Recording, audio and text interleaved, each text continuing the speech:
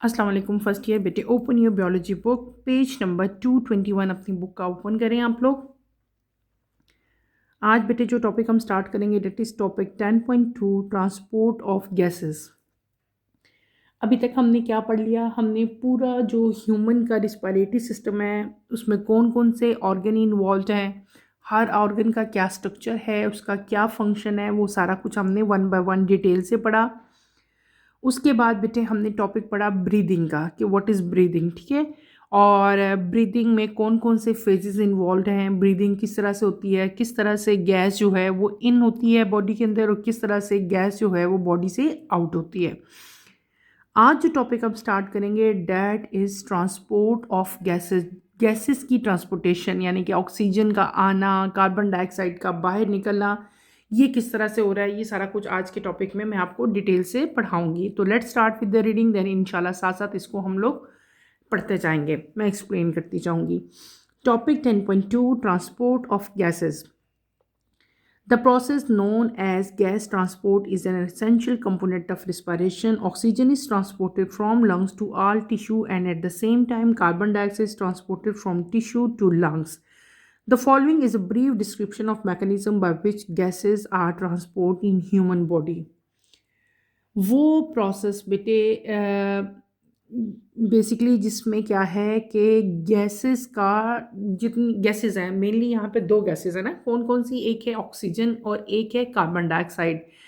इनका जो पूरी बॉडी में आना जाना, ठीक है, इन होना आउट होना, इसको हम लोग क्या कहते हैं, ट्रांसपोर्ट ऑफ गैसेस कहते हैं, ठीक है। और ये ट्रांसपोर्ट ऑफ गैसेस जो है ये असेंशियल कंपोनेंट है, ज़रूरी काम है, ज़रूरी एक कंपोनेंट है किसका, रिस्पायरेशन का।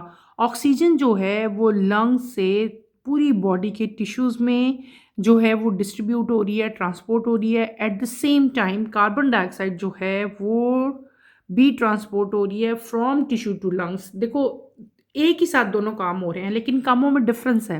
क्या डिफरेंस है? ऑक्सीजन लंग से जा रही है डिफरेंट टिश्यूज़ में और कार्बन डाइऑक्साइड डिफरेंट टिश्यू से जा रही है कहाँ पे, लंग्स में। वो टिश्यू से लंग में है और जो ऑक्सीजन है वो कहाँ है, लंग से टिश्यू में है उसकी ट्रांसपोर्टेशन, ठीक है। अब ये जो पूरा ट्रांसपोर्टेशन है ऑक्सीजन की और कार्बन डाइऑक्साइड की बेटे, इसको वन बाय वन हम पढ़ेंगे। तो let's start with the transportation of oxygen. पहले हम यहाँ पे जो स्टडी करेंगे वो क्या चीज़ है हमारे पास, transportation of oxygen. Transport of oxygen. The partial pressure of oxygen in alveoli allows to diffuse through alveoli into pulmonary capillaries. Inside the blood, small amount of oxygen dissolved in blood plasma.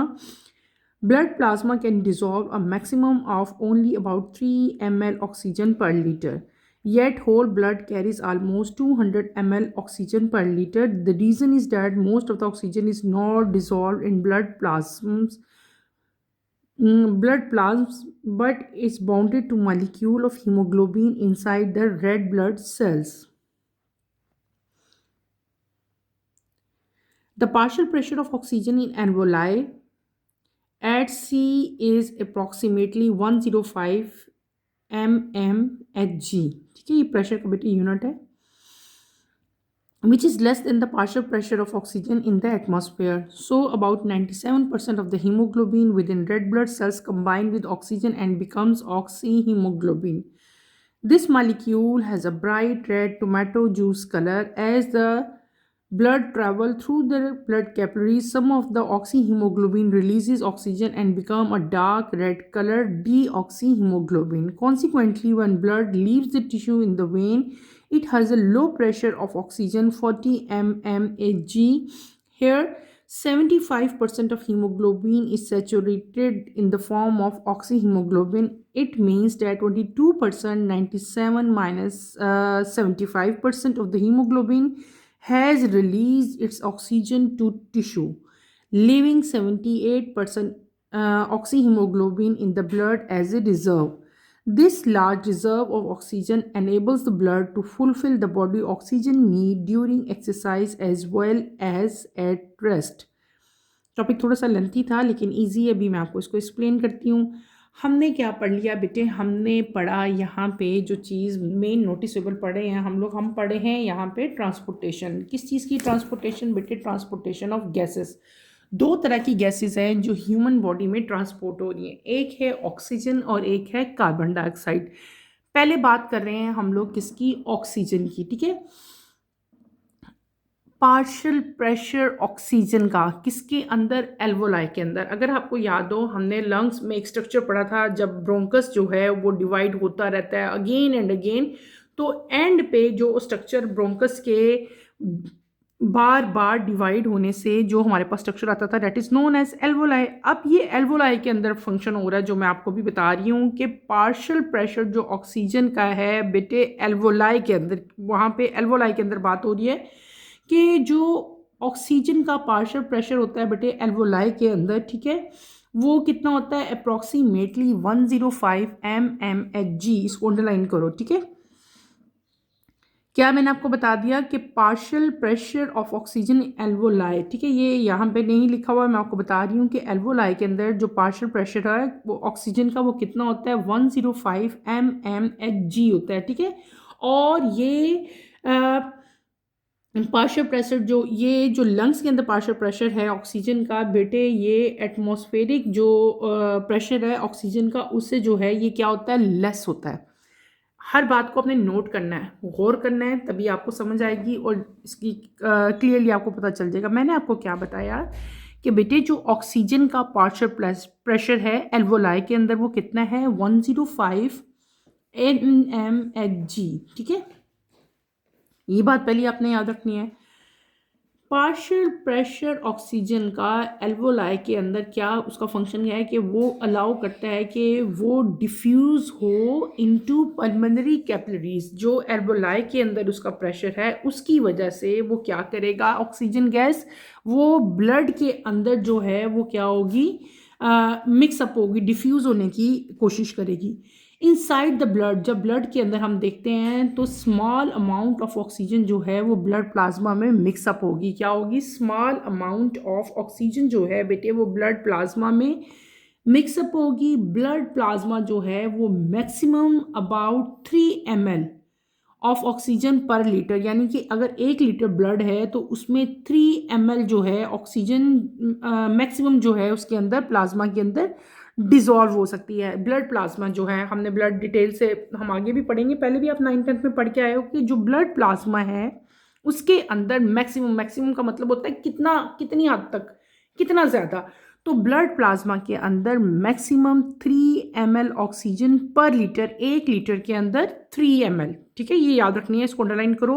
1 litre के अंदर 3 ml oxygen जो है वो dissolve हो सकती है।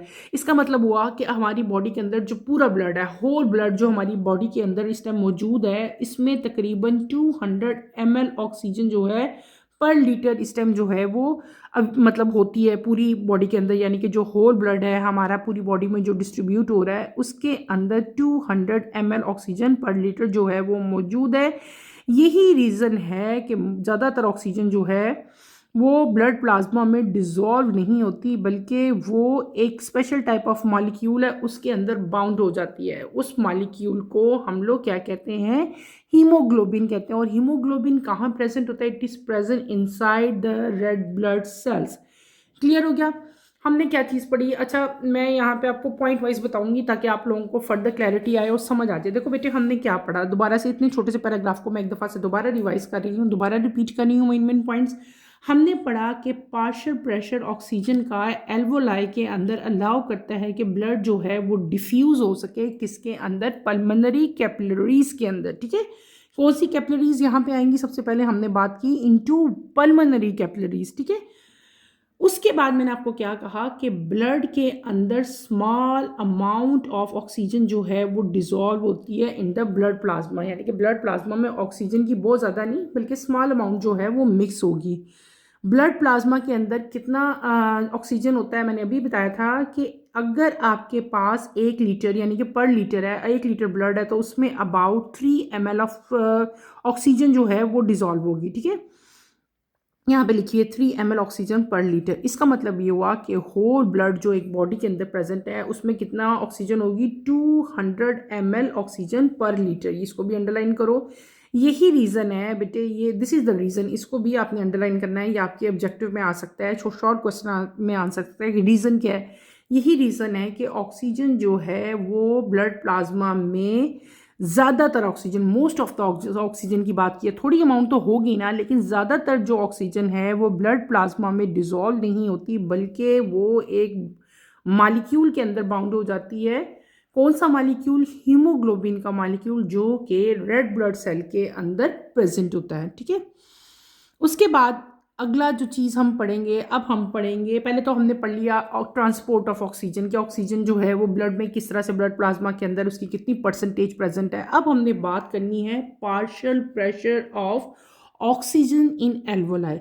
Alveoli के अंदर ऑक्सीजन का प्रेशर कितना है। ठीक है, तो partial pressure of oxygen in alveoli, alveoli का स्ट्रक्चर पता है ना, एल्वोलाई क्या था? एल्वोलाई के अंदर जो ऑक्सीजन का पार्शियल प्रेशर है वो कितना होता है? 105 mmHg। ठीक है, ये यूनिट है, ये आपने अंडरलाइन करना है कि पार्शियल प्रेशर ऑक्सीजन का एल्वोलाई के अंदर कितना होता है? 105 mmHg। और ये पार्शियल प्रेशर जो ऑक्सीजन का इस टाइम एल्वोलाई के अंदर है बेटे, ये लेस होता है as compared to atmospheric pressure. कौन सा atmospheric pressure? Atmospheric pressure oxygen की बात हो रही है यहाँ पे, जो एटमॉस्फेयर में ऑक्सीजन है इस टाइम प्रेजेंट, उससे अगर हम कंपैरिजन करेंगे तो एल्वोलाई के अंदर जो पार्शियल प्रेशर है इस टाइम ऑक्सीजन का, वो क्या होता है? वो बहुत ज़्यादा लेस होता है। ठीक है, तो दूसरी यहाँ पे मेन चीज़ आप क्या करोगे, इसका मतलब ये हुआ कि 97% ऑफ हीमोग्लोबिन जो रेड ब्लड सेल्स के अंदर प्रेजेंट हैं बेटे, वो किसके साथ कंबाइन होते हैं? वो कंबाइन हो जाते हैं ऑक्सीजन के साथ और एक नया मॉलिक्यूल बना लेते हैं। मैंने क्या कहा कि हम अब पहला पॉइंट तो हमने ये पढ़ा ना, मैं पॉइंट वाइज आपको बता रही हूँ ताकि आपको याद करने में आसानी हो। पहला पॉइंट हमने क्या पढ़ा था कि ऑक्सीजन का जो पार्शियल प्रेशर है एल्वोलाई के अंदर बेटे, वो लेस होता है as compared to atmospheric pressure of oxygen. ठीक है, और कितना मैंने आपको प्रेशर बताया? मैंने आपको बताया 105 mmHg।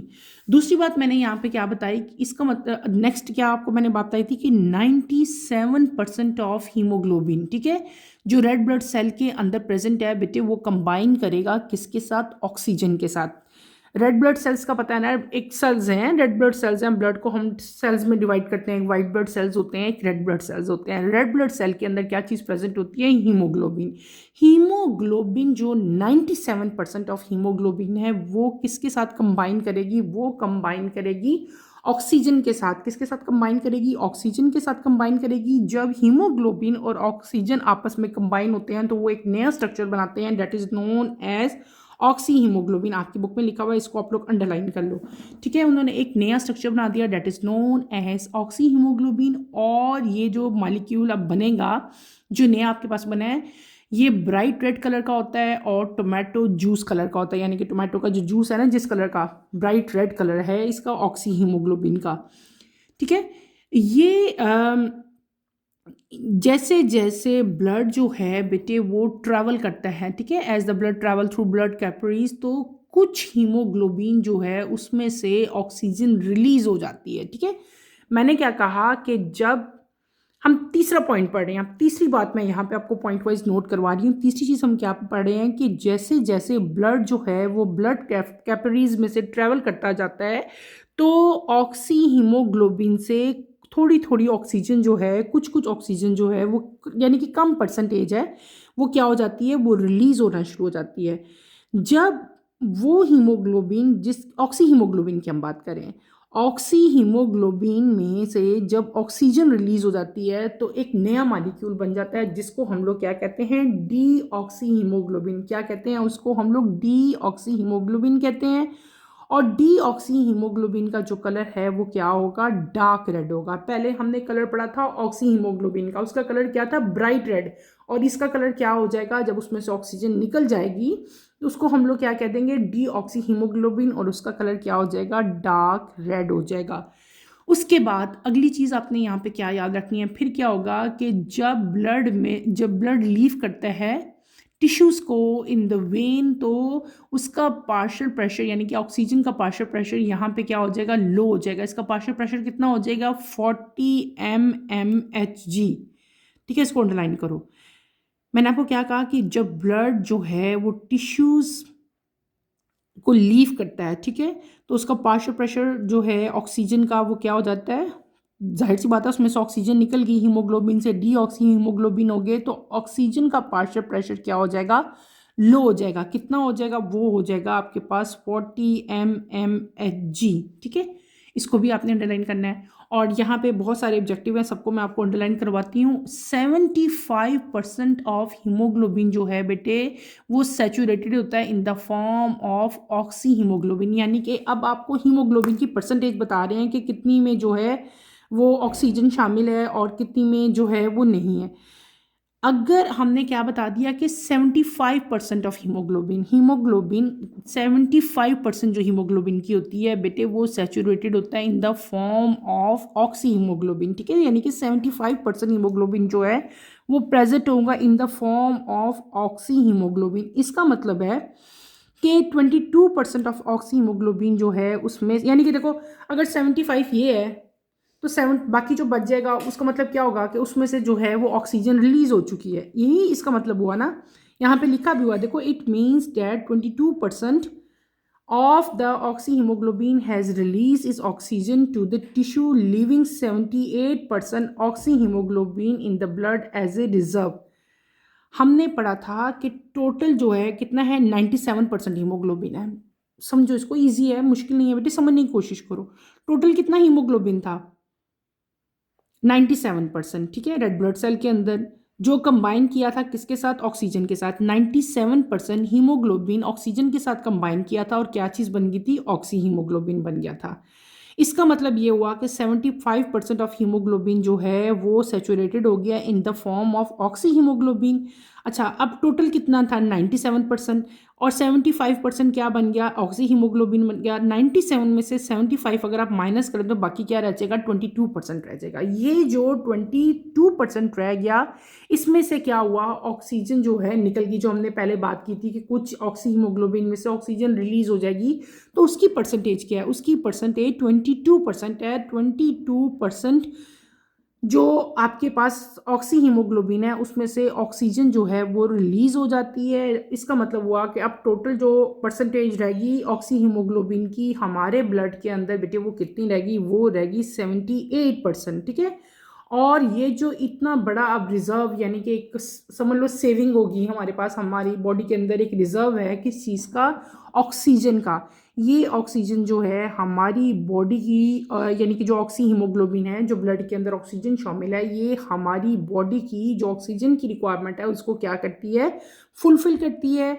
जब हम रेस्ट पोजीशन पे हों, एज वेल जब हम वर्किंग कर रहे हों, और जब हम लोग कोई भी एक्सरसाइज कर रहे हों। क्लियर हो गया, इजी टॉपिक था। दोबारा से मेन पॉइंट्स इसके हम रिकॉल कर लेते हैं। हमने क्या पढ़ा, हमने पढ़ा transport of oxygen. Transport of oxygen में मैंने आपको क्या बताया कि पार्शियल प्रेशर ऑक्सीजन का एल्वोलाई के अंदर जो है वो अलाउ करता है कि वो डिफ्यूज़ हो सके ऑक्सीजन, किसमें, पल्मोनरी कैपिलरीज में, ठीक है। फिर मैंने आपको क्या बताया था कि ब्लड के अंदर सिर्फ और सिर्फ स्मॉल अमाउंट ऑफ ऑक्सीजन जो है वो ब्लड में जो है वो शामिल होगी, ठीक है। ब्लड प्लाज्मा जो है मैक्सिमम 3% ml, यानी कि 3 ml ऑक्सीजन पर लीटर जो है वो उसके अंदर डिजोल्व कर सकता है। और इसका मतलब ये हुआ कि हमारी जो होल ब्लड है उसके अंदर तकरीबन 200 ml ऑक्सीजन जो है वो प्रेजेंट होती है, ठीक है। उसके बाद हमने क्या पढ़ा था, हमने पढ़ा था पार्शियल प्रेशर। सारा मैंने आपको बताया कि पार्शियल प्रेशर ऑक्सीजन का एल्वोलाई के अंदर कितना होता है, 105 mmHg होता है। और ये प्रेशर जो है ये बहुत ज़्यादा लेस होता है as compared to the atmospheric oxygen partial pressure. फिर हमने क्या पढ़ा, हमने पढ़ा कि ब्लड के अंदर जो हीमोग्लोबिन है वो अबाउट 97% होता है, ठीक है। इस हीमोग्लोबिन के अंदर ये कंबाइन करेगा किसके साथ, ऑक्सीजन के साथ। जब हीमोग्लोबिन ऑक्सीजन के साथ कंबाइन करता है तो हमारे पास जो मॉलिक्यूल बनेगा वो कौन सा होगा, ऑक्सी हीमोग्लोबिन।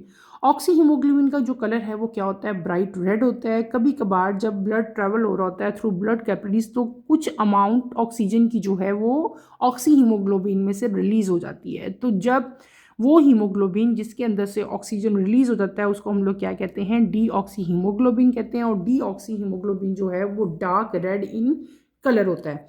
उसके बाद हमने परसेंटेज पढ़ी थी कि 75% ऑफ हीमोग्लोबिन जो है वो सैचुरेटेड होता है in the form of oxy haemoglobin. और जो कितना परसेंट था जिसमें से ऑक्सीजन रिलीज होती है, वो है टोटल 22% ऑफ ऑक्सी हीमोग्लोबिन है जिसमें से ऑक्सीजन रिलीज होती है। इसका मतलब हुआ कि टोटल जो अब रह गया वो कितना हो गया, वो 78% ऑक्सी हीमोग्लोबिन जो है वो ब्लड के अंदर प्रेजेंट होता है। और ये जो परसेंटेज है ऑक्सी हीमोग्लोबिन की बेटे, ये काफ़ी एक ज़्यादा अमाउंट है, काफ़ी ज़्यादा परसेंटेज है, और ये एक लार्ज रिजर्व के तौर पर एक्ट करता है। हमारी बॉडी में हमेशा जो है ब्लड के अंदर एक मैक्सिमम परसेंटेज ऑक्सीजन की रहती है, जो हम अगर रेस्ट में हों या हम कोई फिजिकल एक्टिविटी कर रहे हों तो उस नीड को पूरी करने के लिए ये जो है ये काफ़ी है। फिर अगला टॉपिक जो आपका यहाँ पे आता है वो है फैक्टर इफेक्टिंग ऑक्सीजन ट्रांसपोर्ट। ठीक है, वो कौन कौन से फैक्टर हैं जो ऑक्सीजन की ट्रांसपोर्टेशन को इफेक्ट करते हैं, हम वो पढ़ेंगे। During excess factors affecting oxygen transport. During exercise, the muscles use more oxygen from capillary blood. It decreases the venous blood partial pressure of oxygen to 20 mmHg. In this case, the percent saturation of hemoglobin drop from 75 to 35 because arterial blood still contain 97% hemoglobin. The amount of oxygen unloaded is now 62%, 97 minus 35 instead of 22% at rest. The carbon dioxide produced by tissue load the pH of the blood. This low pH reduces hemoglobin affinity for oxygen and thus causes it to release oxygen more readily. The effect of pH on hemoglobin affinity for oxygen is known as Bohr effect. इसको underline करो। Increasing temperature has a similar effect on hemoglobin affinity for oxygen. During exercise, skeletal muscles produce more heat. Hemoglobin unloads a higher percentage of oxygen. ठीक है, ये हमने factor पढ़ लिए। अच्छा, यहाँ पे हमारे पास क्या चीज़ आता है बेटे, सिंपल हमारे पास क्या आगे फैक्टर, वो फैक्टर जो ऑक्सीजन की ट्रांसपोर्टेशन को इफ़ेक्ट करते हैं। सबसे पहले आपके पास यहाँ पे जो चीज़ हमने पढ़ी that is known as partial pressure of oxygen. हमने क्या पढ़ा, पार्शियल प्रेशर ऑफ ऑक्सीजन पढ़ लिया। क्या कि जब हम कोई एक्सरसाइज करते हैं तो मसल्स जो हैं हमारी बॉडी के, वो ज़्यादा ऑक्सीजन जो है वो यूज़ करते हैं। और ये ऑक्सीजन कहाँ से उनको मिल रही होती है, फ्रॉम कैपिलरी ब्लड। यानी कि एक्सरसाइज में जब कोई भी फिजिकल एक्टिविटी ज़्यादा हो रही होती है, कोई एक्सरसाइज ह्यूमन बॉडी कर रही है, तो मसल जो है वो ज़्यादा ऑक्सीजन यूज़ करते हैं। और ये ऑक्सीजन उनको कहाँ से मिलता है, ये मिलती है ऑक्सीजन उनको कैपिलरी ब्लड से। जब वो ऑक्सीजन ज़्यादा यूज़ करते हैं तो क्या होता है कि ऑक्सीजन की डिमांड जब बढ़ गई, ठीक है, और बॉडी जो मसल्स हैं बॉडी के वो ज़्यादा ऑक्सीजन ले रहे हैं, तो इसकी वजह से जो वीनस ब्लड पार्शियल प्रेशर है ऑक्सीजन का, वो क्या हो जाता है, वो डिक्रीज़ हो जाता है। क्या हो जाता है, डिक्रीज़ हो जाता है। कितना हो जाता है पार्शियल प्रेशर ऑक्सीजन का, 20 mmHg। इस केस में जो परसेंट सेचुरेशन है हीमोग्लोबिन की बेटे, वो क्या हो जाएगी, वो बहुत ज़्यादा कम हो जाएगी। जब आप फिजिकल एक्टिविटी कर रहे होते तो परसेंटेज सेचुरेशन हीमोग्लोबिन की ड्रॉप हो जाएगी, कम हो जाएगी। 75% से ड्रॉप होकर ये कहाँ चली जाएगी, 35% तक चली जाएगी। इतनी ये कम हो जाएगी। ठीक है, क्यों होती है ये, बिकॉज जो आर्टियल ब्लड है स्टिल कंटेन 97% हीमोग्लोबिन, क्योंकि जो आर्टियल ब्लड है उसमें अभी भी 97% जो ऑक्सी हीमोग्लोबिन है वो प्रेजेंट होता है। और ये जो अमाउंट ऑक्सीजन की है ये नाउ अनलोडेड होगी, और अब हमारे पास जो अमाउंट बच जाएगी वो कितनी होगी, 62% होगी। कैसे 62% होगी, मैंने क्या कहा था कि हीमोग्लोबिन की अमाउंट जो है 75 से 35 पे जाएगी, तो 75 को 32 से जब हम 35 उसमें से माइनस कर लेंगे तो 62% हो जाएगी। और जो जब आप रेस्ट पे होगे तब उसकी परसेंटेज कितनी हो जाएगी, तब उसकी परसेंटेज हो जाएगी 22%। ठीक है, ये आपने इसको याद रखना है। यानी कि जो ऑक्सीजन अनलोड होगी इस केस में वो कितनी हो जाएगी, वो 62% हो जाएगी। क्लियर हो गया। हमने क्या पढ़ लिया कि ड्यूरिंग एक्सरसाइज, जब भी आप कोई एक्सरसाइज करते हैं या ह्यूमन बॉडी को फिजिकल एक्टिविटी करती है, तो मसल जो हैं वो ज़्यादा ऑक्सीजन यूज़ करते हैं फ्रॉम कैपिलरी ब्लड।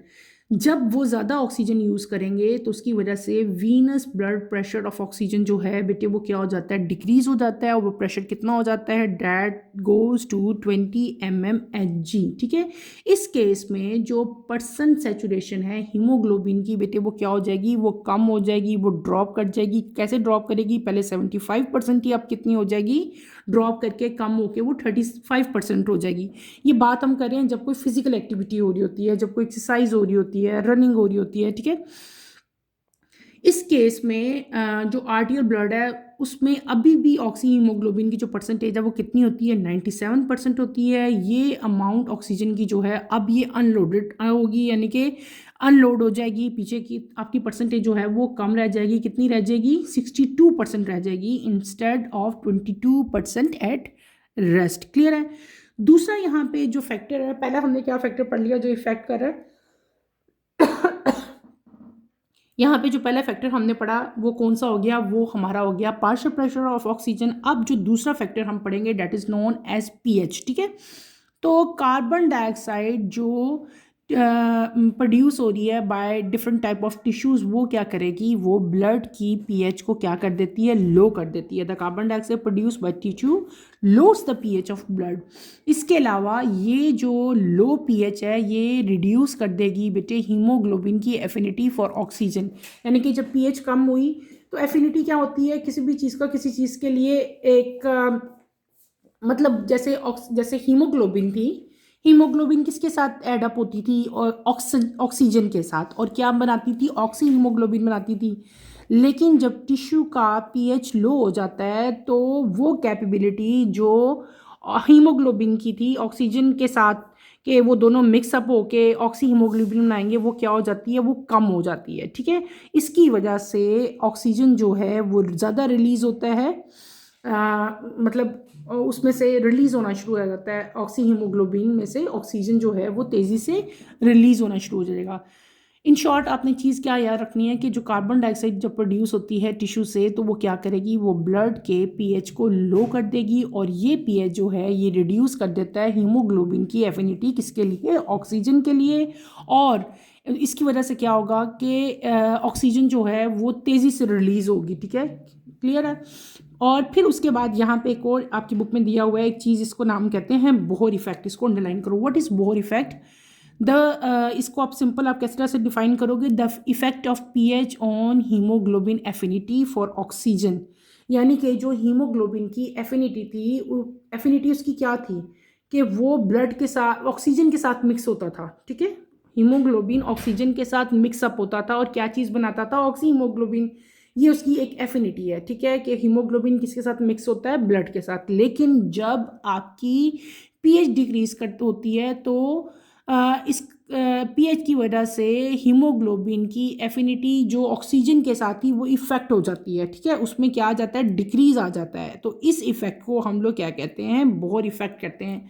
तो इसको आप डिफाइन किस तरह करोगे, the effect of pH on haemoglobin affinity for oxygen is known as Bohr effect.